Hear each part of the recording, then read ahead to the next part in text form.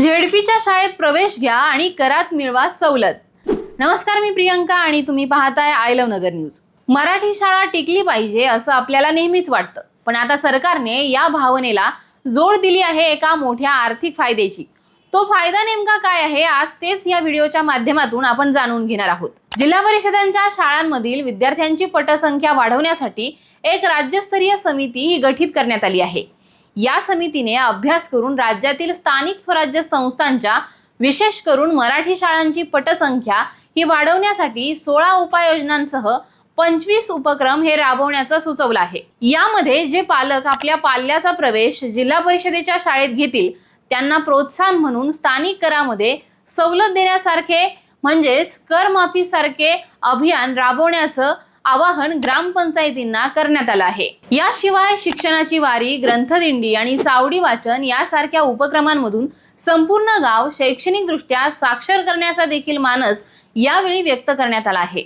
मराठी शाळांमधील विद्यार्थ्यांची पटसंख्या वाढवण्यासाठी आणि या शाळांना सुवर्ण दिवस मिळवून देण्यासाठी शालेय शिक्षण विभाग मार्च ते जून 2026 या कालावधीमध्ये व्यापक उपक्रम राबवणार आहे। यात खासगी शाळांच्या स्पर्धेमध्ये सरकारी शाळांचा टक्का वाढवण्यासाठी राज्यस्तरीय समितीने नुकताच आपला सविस्तर अहवाल सरकारला सादर केलाय।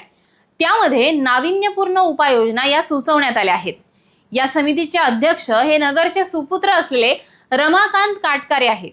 या समितीमध्ये राज्यातील विविध जिल्ह्यातील शिक्षणाधिकारी, गट शिक्षणाधिकारी असे एकूण 13 सदस्य असून यामध्ये कोपरगावच्या गट शिक्षणाधिकारी शबाना शेख यांचाही समावेश आहे। नवीन शैक्षणिक वर्षाच्या सुरुवातीलाच गुढीपाडवा आणि पट वाढवा हे विशेष अभियान राबवून गाव पातळीवर प्रवेशाचा संकल्प हा केला जाणार आहे।